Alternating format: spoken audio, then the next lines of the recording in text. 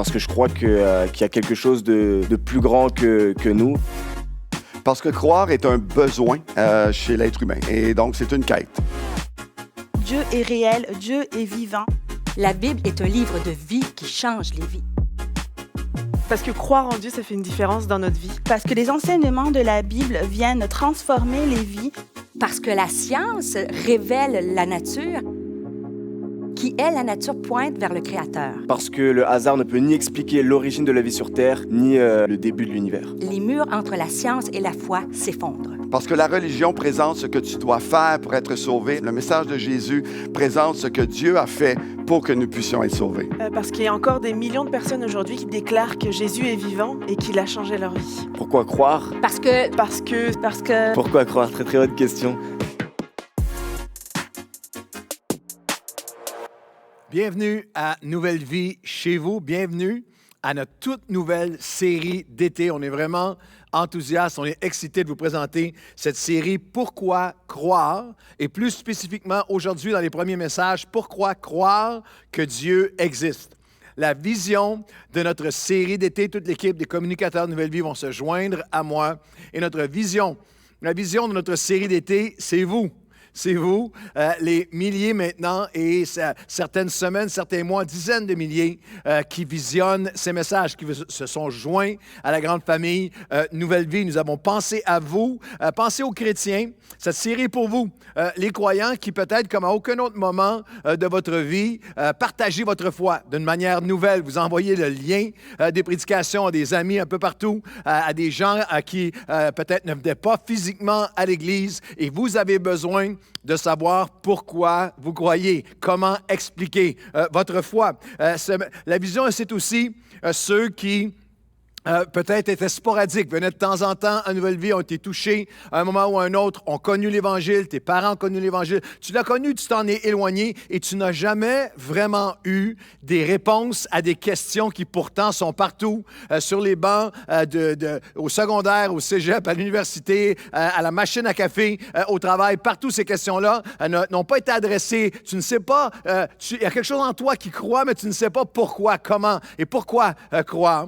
Et c'est aussi pour que vous puissiez inviter, pour tous ceux qui sont là, vraiment parce que vous êtes de plus en plus nombreux, vous n'êtes jamais venus à l'Église Nouvelle Vie en personne et pourtant il y a ce lien de cœur maintenant et vous posez la question en écoutant les messages, les cafés matinaux, tout ce qui est en ligne et avec tout ce qui prend place avec la pandémie, vous posez la question de plus en plus, pourquoi croire? Pourquoi est-ce que moi je croirais?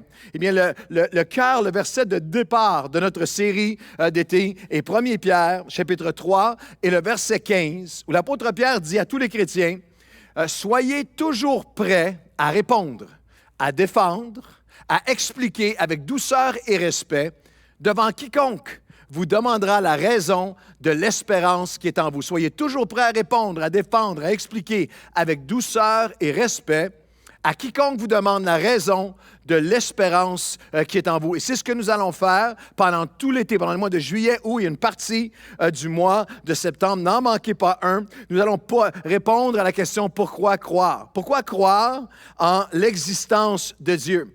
Croire en Dieu n'est-il pas, en fait, l'équivalent de croire au Père Noël, à la Fée des Étoiles ou à quelques-uns de nos autres amis imaginaires, comme on le lit souvent et on l'entend souvent? On va y répondre. Pourquoi croire à la vérité? Ne sommes-nous pas assez éduqués, élevés, illuminés, assez éclairés, libérés en 2020 pour que chaque personne puisse déterminer qu'est-ce qui est vérité pour lui-même, pour elle-même, et qu'est-ce qui est le bien et le mal pour et par lui-même? On va y répondre. Pourquoi croire la Bible? N'est-ce pas un livre, est-ce que la Bible n'est-elle pas un livre de superstitions anciennes, passées date, démodées, obsolètes, qui fait la promotion de modes de vie arriérés et toxiques? On va y répondre. Nous allons y répondre ensemble. Pourquoi croire que Jésus-Christ est le chemin vers Dieu? Ne sommes-nous pas rendus à une place où on comprend que toutes les religions sont à peu près pareilles, il y a du bon, il y a du mauvais dans toutes les religions, et ce qui est important, c'est de prendre et de croire en quelque chose avec mesure et sans fanatisme? On va y répondre ensemble. Pourquoi croire le pardon ou l'enseignement radical, révolutionnaire d'amour de Jésus dans les évangiles? Pourquoi croire ce message de pardon? N'est-ce pas une béquille pour les faibles?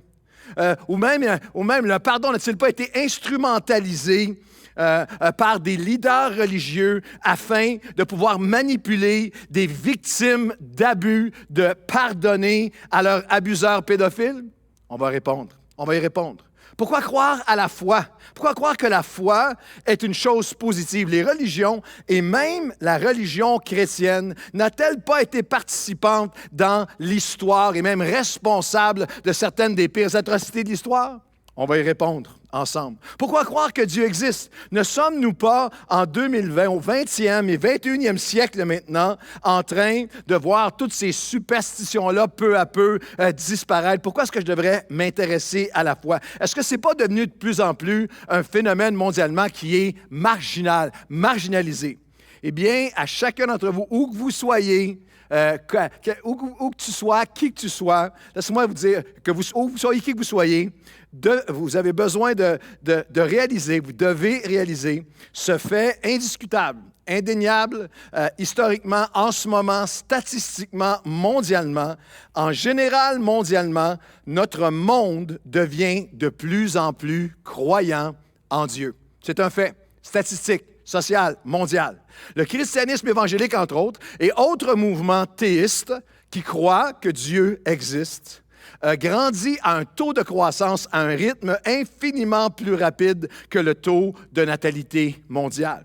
Il y a 30-40 ans, quand moi j'étais sur les bancs d'école, il y a 30-40 ans, socialement, la pensée était, tout le monde pensait pas mal, que plus les gens seraient éduqués, plus ils seraient éclairés, plus ils seraient établis, libérés économiquement, établis économiquement et socialement, plus ils se détacheraient de la foi, des valeurs spirituelles, des choses qui sont intemporelles, de ce qui est transcendant, de la vérité, de croire en Dieu. Et en fait, c'est absolument le contraire qui prend place mondialement. Alors que la connaissance augmente, alors que les sociétés augmentent en connaissance de toutes les communications se multiplient, il n'y a jamais eu autant d'hommes et de femmes à la surface de la Terre mondialement qui se tournent, qui croient en Dieu, qui se posent la question et qui croient et en viennent à croire en Dieu. En augmentation partout, bien sûr, à côté de nous, aux États-Unis, c'est hallucinant de penser que 40 à 60% des gens se disent chrétiens évangéliques.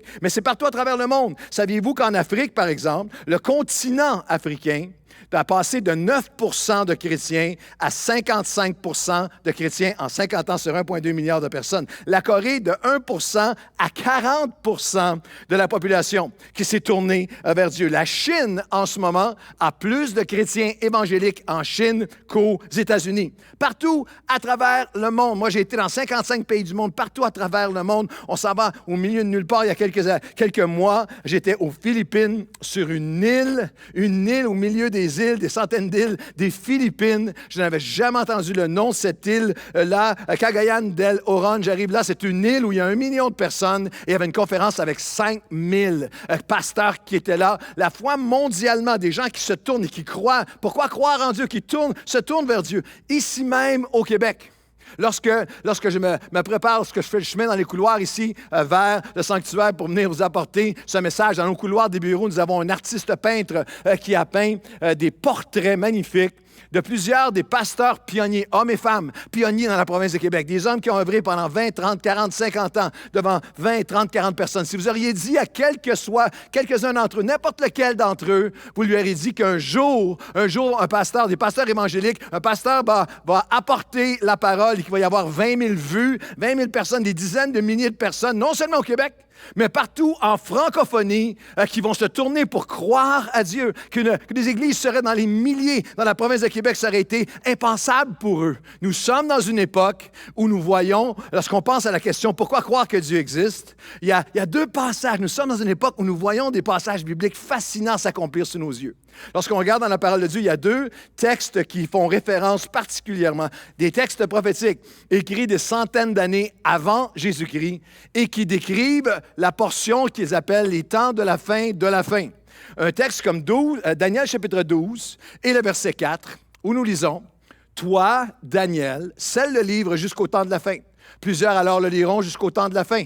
Plusieurs alors se déplaceront de tous les côtés et la connaissance augmentera.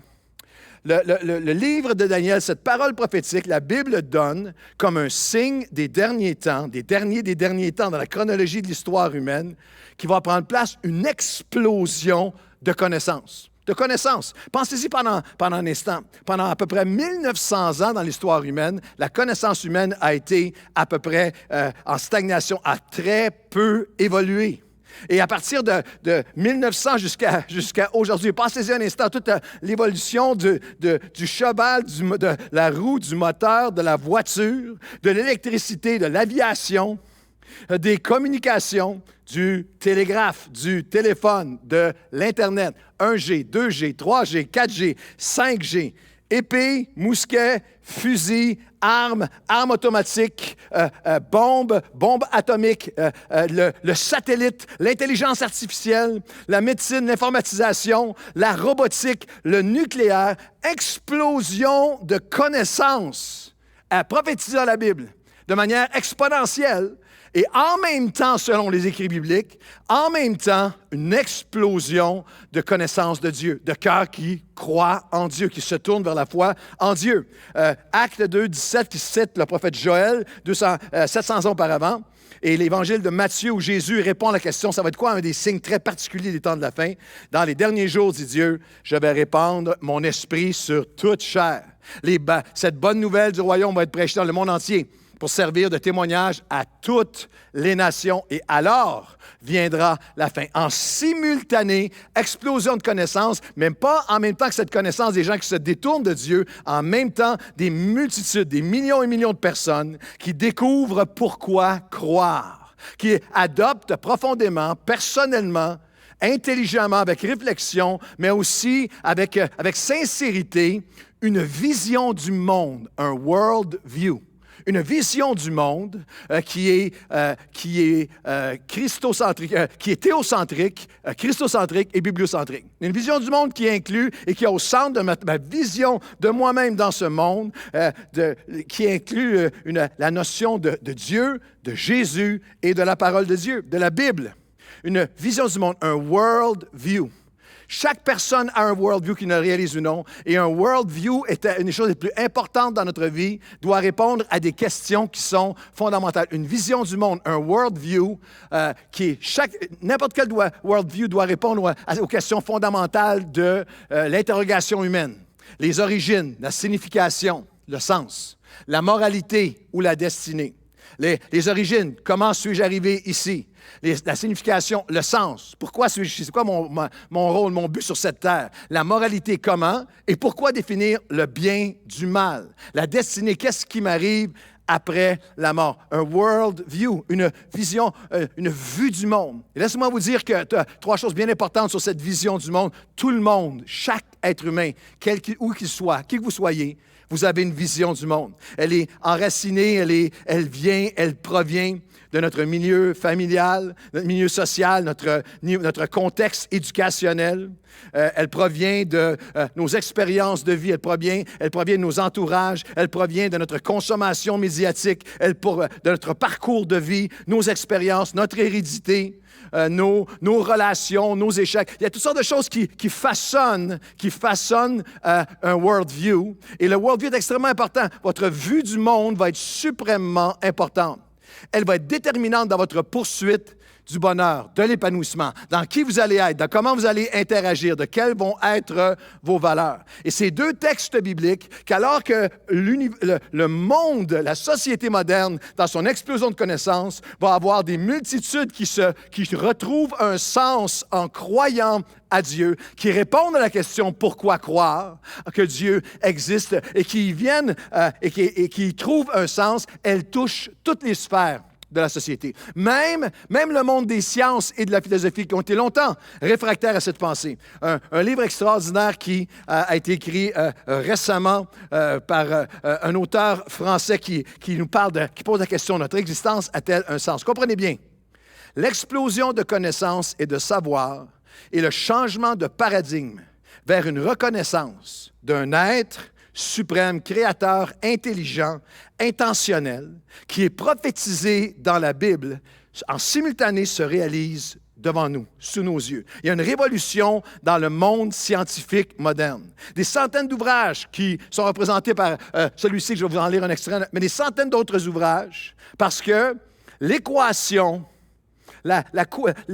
l'équation « un peu de science nous rapproche », un peu de science nous éloigne de Dieu, mais beaucoup de science nous y ramène, est en train de s'accomplir devant nos yeux. Louis Pasteur a dit « un peu de science peut nous éloigner de Dieu pour un temps, mais beaucoup de science va nous ramener à Dieu. » Et c'est une citation du philosophe Jean Stone dans son best-seller « Notre existence a-t-elle un sens? » C'est une assez longue citation, mais écoutez-la bien. Philosophe des sciences et essayiste, Stone est diplômé en paléontologie, mathématiques, gestion, sciences politiques et économiques, ancien collaborateur scientifique de l'École polytechnique de Lausanne. Il est également secrétaire général de l'Université interdisciplinaire de Paris. On continue. Le 20e siècle, dit-il, a été témoin d'un événement rare, un changement global de paradigme. Un paradigme, c'est l'ensemble des croyances, des valeurs reconnues et des techniques qui sont communes aux membres d'un groupe donné. On continue. C'est le cœur de ce qui constitue la vision du monde, d'une société à une époque donnée. Sur le plan scientifique, un paradigme, c'est l'ensemble des règles, des conceptions, des croyances qui constituent les fondements d'une science. Alors, on parle d'un changement de paradigme, un nouveau paradigme. L'ancien paradigme des scientifiques était fondé sur la certitude et sur le réductionnisme, le fameux « rien d'autre que ». Il n'y a rien d'autre que le matériel. Il refermait sur lui-même le réel dans lequel nous évoluons. Les nouveaux paradigmes sont ceux de l'ouverture dans le monde scientifique. Ils permettent d'ouvrir sur d'autres horizons les conceptions, les sciences nous donnent de l'homme et du monde.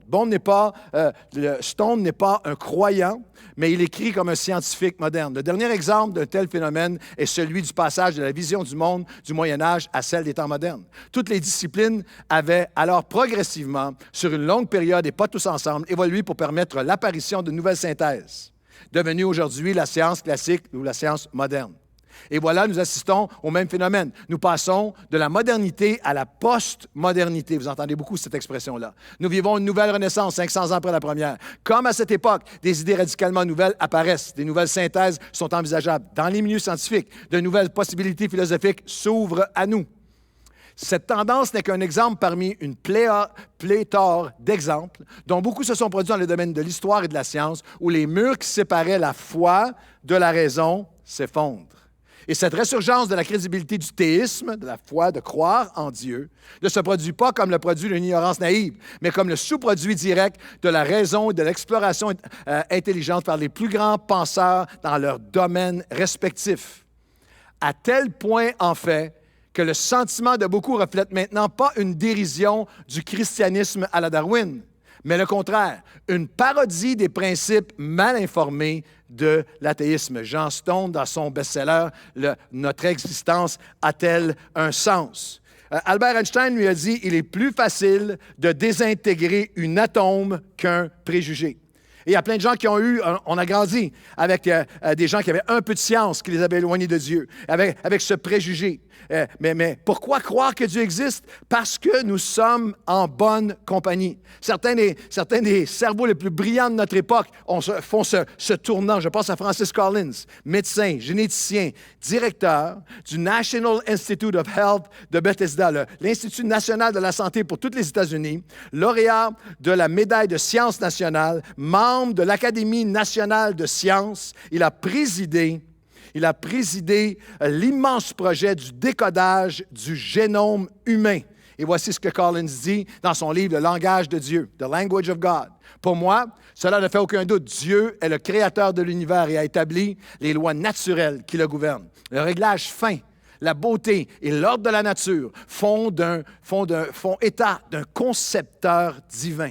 C'est ma compréhension des processus biologiques qui explique mon passage de l'athéisme au christianisme. Il est devenu un croyant. Vous dites, pourquoi citer un Francis Collins et des centaines d'autres érudits, auteurs, chercheurs, émérites qui se tournent vers une foi en Dieu pour déloger le préjugé enraciné dans l'ignorance que la foi en Dieu est synonyme d'infantilisme mental perpétuel. Je veux le dire le plus clairement possible aujourd'hui, il y a plusieurs raisons. rationnel, réfléchi, éduqué, philosophique, logique, empirique et intelligence de croire que Dieu existe. Nous allons regarder quelques-unes. On commence aujourd'hui et dans les prochains messages. Pourquoi croire que Dieu existe?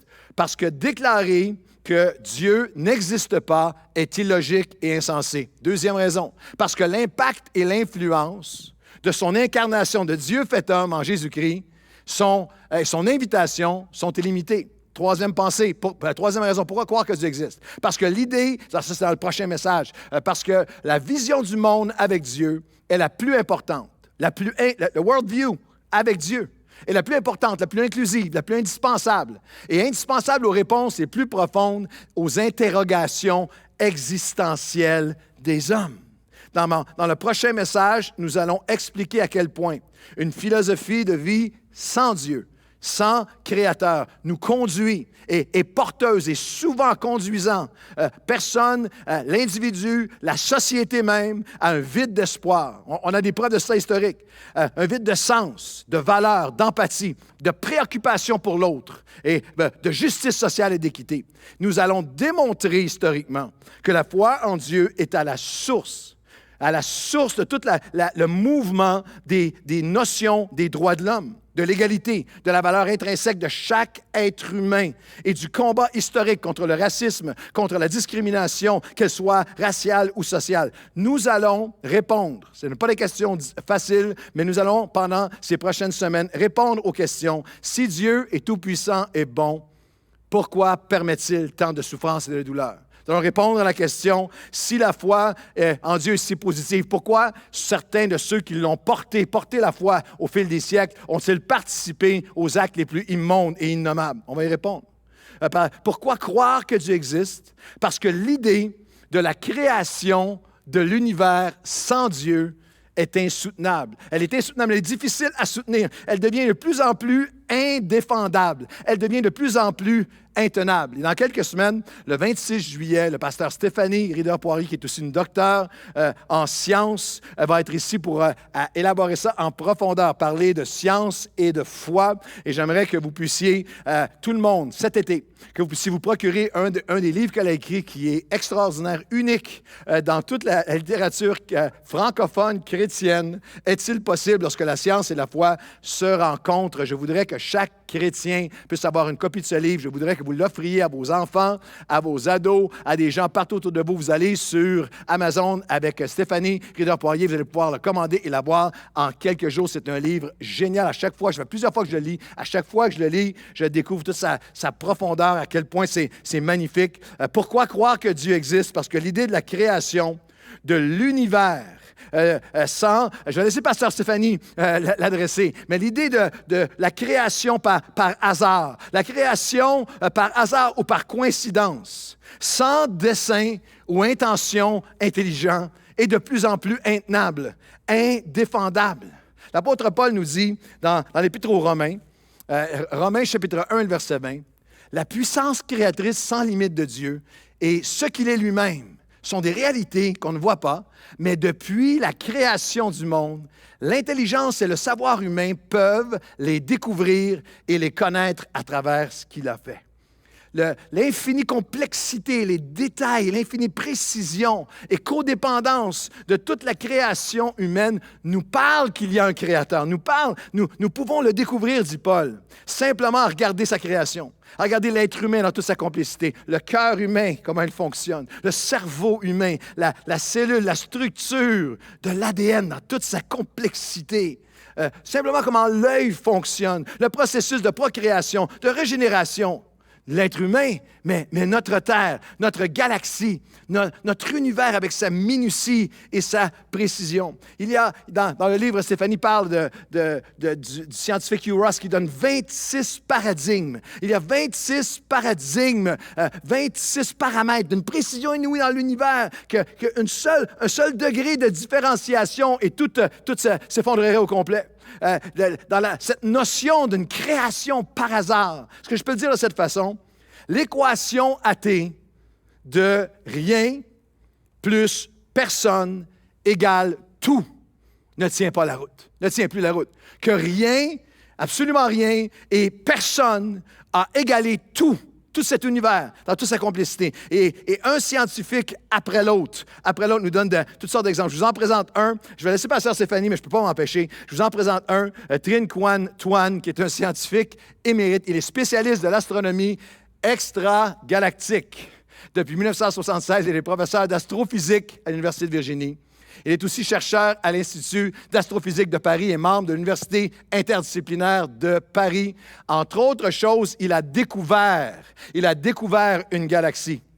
En 2004, il co-découvre à l'aide du télescope spatial Hubble la plus jeune galaxie connue à ce jour. Un scientifique de plus haut renom, et il a écrit ceci. Il a écrit « Si nous acceptons l'idée qu'il n'existe qu'un seul univers, le nôtre, nous devons postuler l'existence d'une cause première qui a réglé d'emblée les lois de la physique et les conditions initiales. » On continue.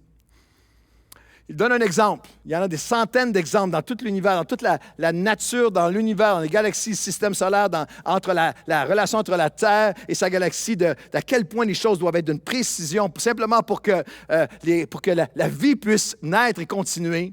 Exemple de la densité de l'univers. L'évolution de l'univers dépend de la densité initiale de l'univers et de la vitesse initiale d'expansion de celui-ci. La densité a dû à l'origine être extraordinairement proche d'une densité critique pour laquelle l'expansion de l'univers n'est ni trop rapide ni trop lente. Dans un univers moins dense, l'expansion l'aurait emporté sur la gravitation et aucune structure n'aurait pu se former, ni étoile, ni planète, ni galaxie. Et un univers plus dense se serait effondré lui-même trop rapidement pour permettre à la complexité de se développer. Le réglage de la densité par rapport à la vitesse d'expansion a dû être incroyablement précis à l'origine de l'univers. En fait, on peut la calculer, pas vous et moi, mais lui. On peut la calculer. Il est de 1 divisé par 1060. Regarde la prochaine. Ce chiffre est si incroyablement petit qu'il ne nous dit rien. Toutefois, Trinh Nguyen Tuan l'a calculé. Et je me fie à ses calculs plutôt qu'aux miens. Il a calculé qu'il correspondait, la possibilité, la probabilité que quelque chose comme ça puisse prendre place, juste cet aspect-là, alors qu'il y en a des centaines d'autres, tout aussi conditionnels et complexes. Toutefois, il a calculé qu'il correspondait à la probabilité. La probabilité que ça puisse arriver par coïncidence, puisse arriver par hasard, qu'elle puisse arriver d'une manière de coïncidence, sans création, sans pensée intelligente. Il y a une probabilité, elle correspond à un archer de toucher une cible de 1 cm située à l'autre bout de l'univers en tirant à l'aveugle une seule et unique flèche depuis la Terre sans savoir dans quelle direction se trouve la cible.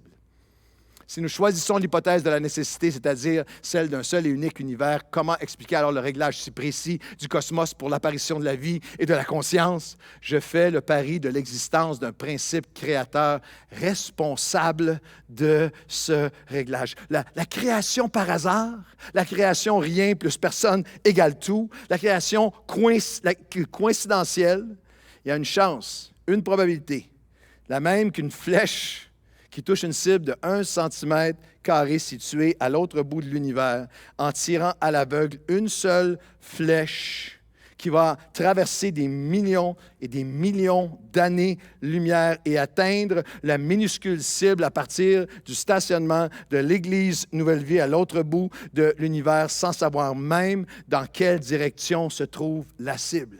Einstein avait sa propre, à son époque, avec sa mesure à lui, Albert Einstein disait ceci de la création sans créateur, de la création coïncidence ou hasard. C'est aussi, dans les sphères de probabilité, aussi probable que l'explosion de la plus grosse imprimerie du monde qui aurait explosé et que toutes les pages et tous les caractères se seraient retrouvés reliés par eux-mêmes, par hasard, par coïncidence, par terre, dans un ordre parfait et complet pour former un dictionnaire. Pourquoi croire en Dieu? Parce que les athées, même les plus virulents hier, dans l'automne de leur vie, commencent à regarder à l'impossibilité de l'équation de rien plus personne égale tout. Des personnes aussi respectées que Stephen Hawking, un des scientifiques les plus respectés de notre époque, qui a affiché pendant toute sa vie sa position athée. Mais il a dit ceci à l'automne de sa vie, il est décédé aujourd'hui en 2018, il a dit « On est envahi par une énorme impression d'ordre. Plus nous découvrons l'univers, plus nous découvrons qu'il est gouverné par des lois rationnelles. Et la question demeure, pourquoi l'univers existe-t-il alors? Si vous le voulez, vous pouvez déterminer que Dieu est la réponse à cette question. Et j'aime le langage de Hawkins, si vous le voulez. C'est le cœur de notre démarche cet été avec cette série. On ne veut rien vous imposer, la Bible dit avec douceur et avec respect. Mais nous voulons vous inviter à réfléchir avec nous à un pèlerinage, à un voyage. Dans les mots de l'astrophysicien Hugh Ross, il est le président maintenant fondateur de l'organisme scientifique Reasons to Believe, et il a dit ces mots, la prochaine diapo. La Bible n'est pas un texte de science, mais la précision inexplicable du texte de Genèse 1 a retenu mon attention. Cela m'a lancé dans un voyage qui a bouleversé et changé ma vie, allant des postulats agnostiques, où il était avant, à la foi personnelle en Jésus-Christ de Nazareth. Si vous voulez voir le témoignage, visionner le témoignage de Hugh Ross, nous allons le mettre en ligne. On va le mettre en ligne cet après-midi, on va le mettre en ligne en début de semaine. Vous allez pouvoir son témoignage en entier. Pourquoi croire que Dieu existe? On veut vous inviter à ce pèlerinage, à ce voyage, à ce questionnement. Et je vais vous donner une ou deux raisons finales aujourd'hui, en introduction. Parce que déclarer, pourquoi croire que Dieu existe? Parce que déclarer que Dieu n'existe pas est illogique et insensé. L'athéisme, c'est la doctrine de ceux qui nient l'existence de Dieu. Disent Dieu n'existe pas.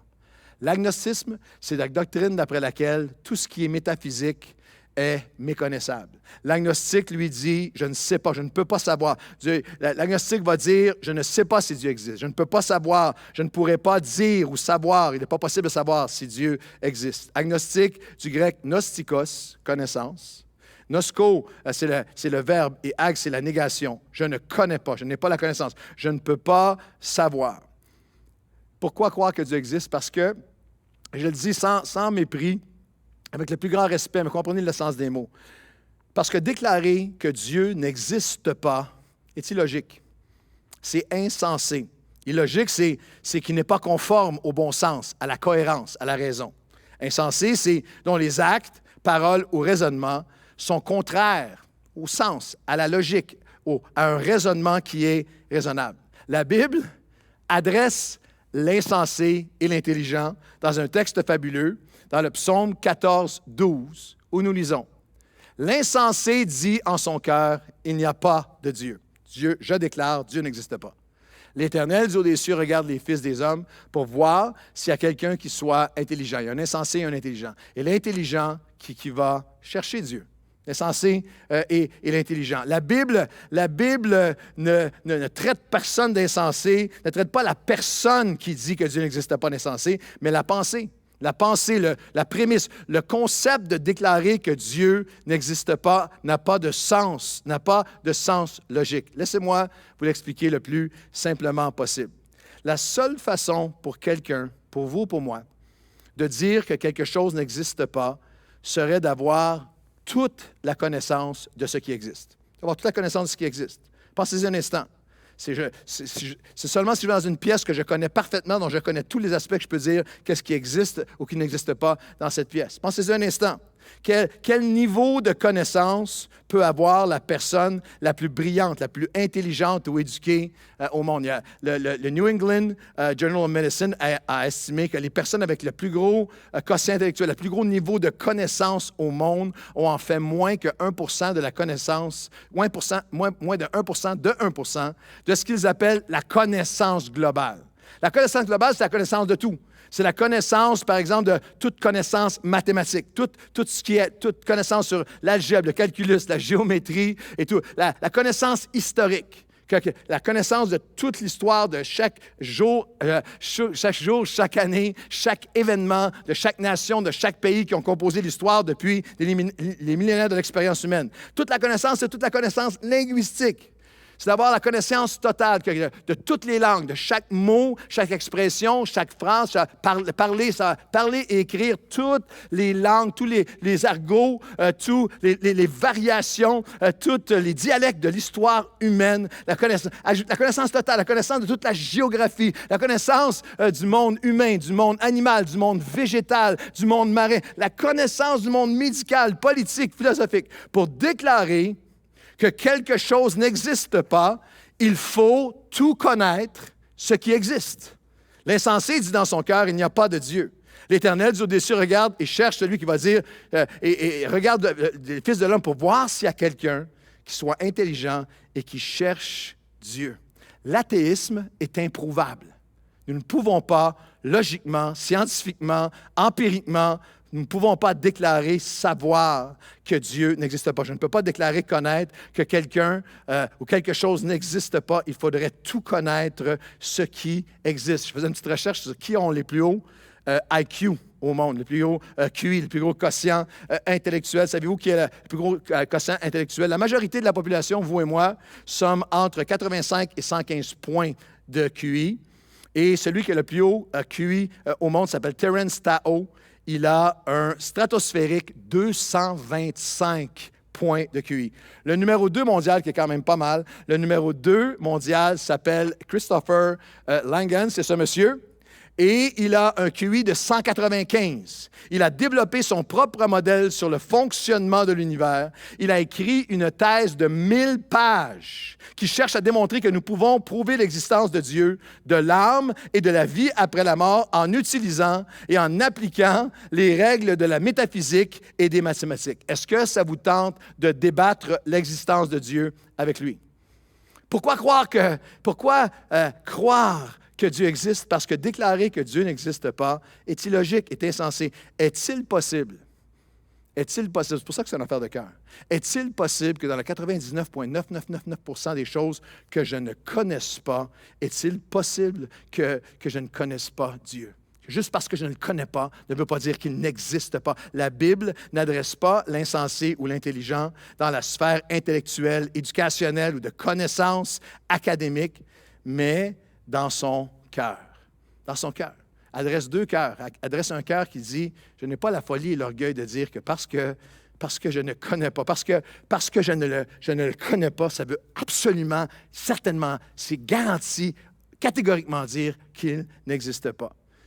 Pourquoi je ne connais pas Dieu ou pourquoi je n'ai jamais connu Dieu? Le cœur intelligent dit, parce que je ne l'ai jamais connu ne veut pas dire qu'il n'existe pas. Laissez-moi vous dire ceci. Si je vous dis, il existe un endroit qui s'appelle Paris, Texas. Vous dites, bien non, il y a Paris, France, mais pas Paris, Texas. Oui, je peux vous dire, parce que vous ne le connaissez pas, ne veut pas dire qu'il n'existe pas. Moi, j'ai visité Paris, Texas, c'est à côté de Lindale, Texas. C'est dans le creux, le fond creux du Texas. C'est différent de Paris, France, mais ça existe. À nos amis d'Europe et de partout, si je vous dis, il y a un Venise à Rome, mais je vous dis aussi, il y a un Venise en Québec. Et beaucoup d'entre vous, partout à travers la francophonie, ça ne se peut pas. Je ne crois pas que ça existe. Ça ne peut pas exister parce que non, moi, j'ai visité Venise en Québec et beaucoup des Québécois ont visité Venise en Québec. J'ai aussi visité Venise en Italie. C'est pas pareil. Mais Venise en Québec, juste parce que tu ne le connais pas, ne veut pas dire qu'il n'existe pas. Si des centaines de millions de personnes vous disent connaître quelqu'un, une expérience avec Dieu que vous ne connaissez pas, est-il possible qu'il existe même si vous ne la connaissez pas? La deuxième raison pour laquelle aujourd'hui je conclue avec ça, nous pouvons croire que Dieu existe parce que l'impact et l'influence de son incarnation, son invitation sont illimités dans la vie d'être humain et dans l'histoire. Jean chapitre 1, les versets 1 à 4, au commencement était celui qui est la parole de Dieu, c'est Jésus. Il était là avant toute chose, il était là à la création, il était Dieu. Il était lui-même Dieu. Au commencement, il était avec Dieu, avec tout ce qui a été créé par lui. En lui résidait la vie, et cette vie était la lumière des hommes. Littéralement, c'est l'expérience de centaines de millions de personnes depuis 2000 ans. Nous avons connu Dieu, que nous ne connaissions pas auparavant. Parce que nous ne le connaissions pas, ne voulait pas dire qu'il n'existait pas. L'agnostique dit, je ne sais pas si Dieu existe. Je ne peux pas le savoir, je ne le connais pas, je ne peux pas le connaître. Avez-vous déjà eu quelqu'un qui vous a dit, tu ne peux pas me prouver l'existence de Dieu? Cette même personne-là ne peut pas vous prouver la non-existence de Dieu. Si je n'ai pas connu tous les lieux et les endroits de la terre, je ne peux pas affirmer qu'un endroit n'existe pas. Parce que je n'ai pas connu tous les humains de la terre, les 7,7 milliards, ne veut pas dire qu'un humain que je ne connais pas n'existe pas. Si vous dites, vous êtes à quelque part partout dans le monde et vous dites, Denis Coderre n'existe pas. Moi, je vous dis, Denis Coderre existe, c'est l'ancien maire de la Ville de Montréal. Il existe, je l'ai rencontré. Parce que vous ne le connaissiez pas, ne veut pas dire qu'il n'existait pas. Si quelqu'un d'autre, encore plus, quelque part dans le monde, dit Pierre Bruno n'existe pas, moi je peux vous dire oui, Pierre Bruno existe. Je l'ai rencontré.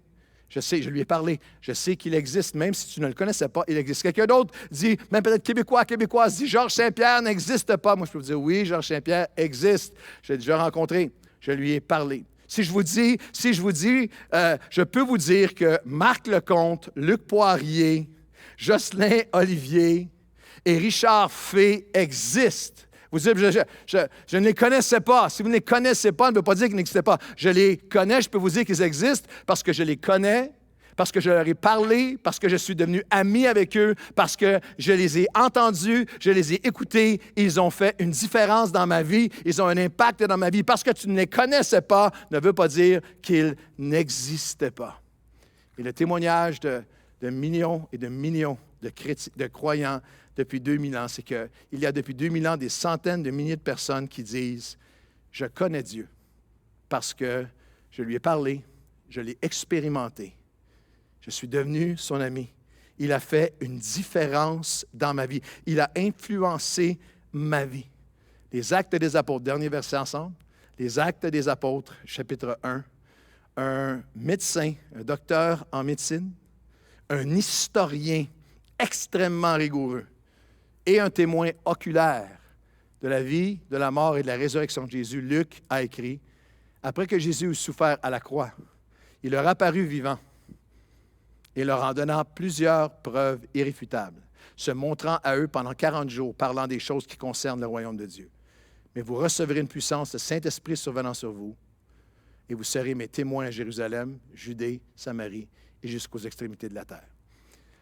Luc raconte, il est mort, il est ressuscité, et il s'est montré à nous, vivant, en nous en donnant plusieurs preuves irréfutables. Nous ne pouvons pas prouver l'existence de Dieu comme un athée ne peut pas prouver que Dieu n'existe pas.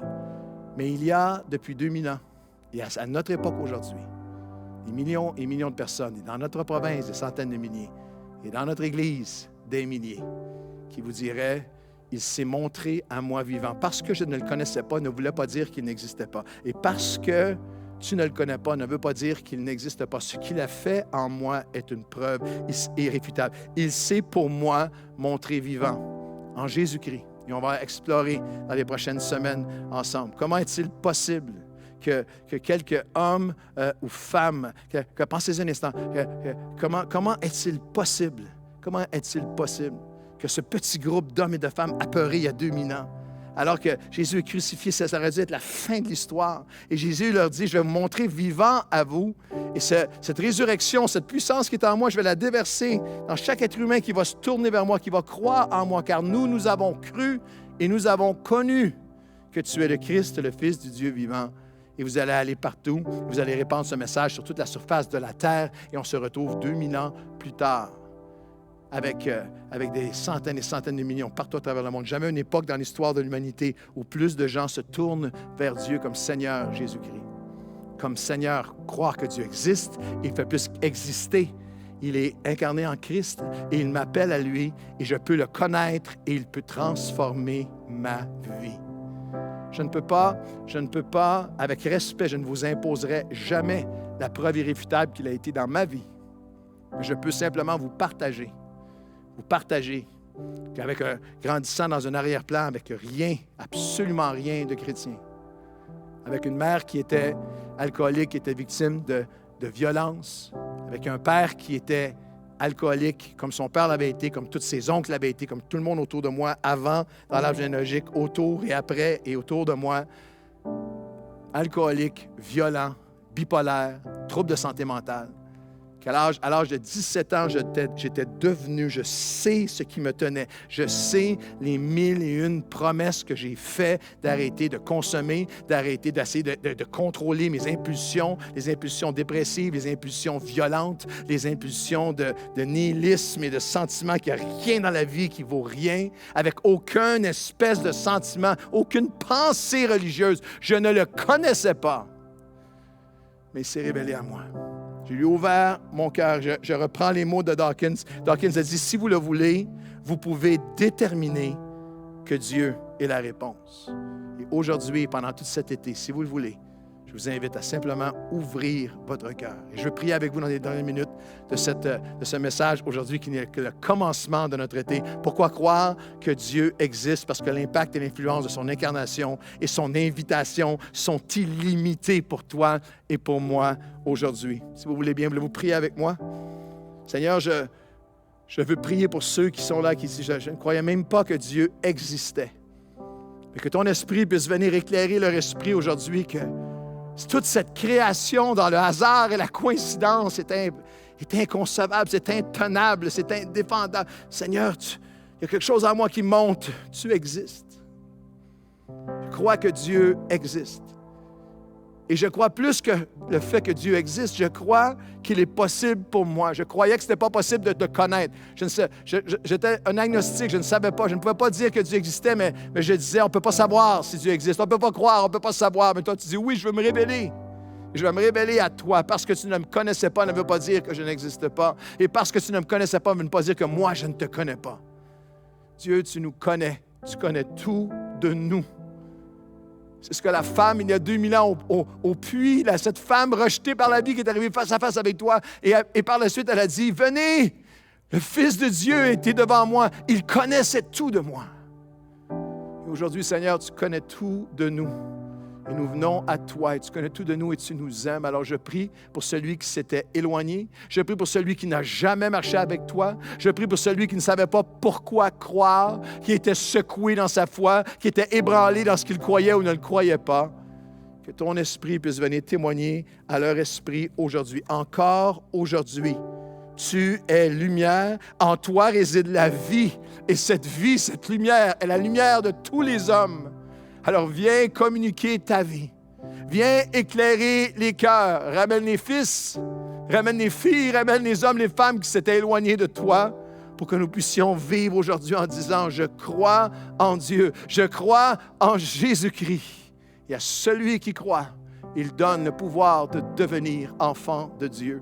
Nous nous abandonnons à toi aujourd'hui. Nous ouvrons nos cœurs et nos pensées pour tout ce voyage, tout ce pèlerinage, toute cette réflexion ensemble cet été. Et qu'un grand nombre puisse venir à toi, croire en toi, des multitudes, une personne à la fois, dans le nom de Jésus. Et tout le monde, là où vous êtes chez vous, dites Amen. Et si vous le voulez, il y a quelqu'un qui est là. Prenez le temps d'aller parler avec un des pasteurs, un des leaders qui est là sur notre plateforme live. Et prenez un moment pour vous joindre à l'équipe de louange et d'adoration de tout mon cœur. Je te donne tout, Seigneur. Par ta grâce, je viens. Seigneur, fais-moi découvrir la plus belle de toutes les histoires d'amour, ton amour d'histoire, ton histoire d'amour envers moi. Suivez-nous dès demain, je vais être là avec le café matinal, mais aussi le 5 minutes. Pasteur, as-tu 5 minutes? Des questions que vous posez, les meilleures réponses qu'on peut vous donner. On le vit ensemble, on marche ensemble. Pourquoi croire en Dieu? C'est notre chemin ensemble cet été à Nouvelle Vie. Nouvelle Vie chez vous. Que Dieu vous bénisse. Bonne semaine à tous.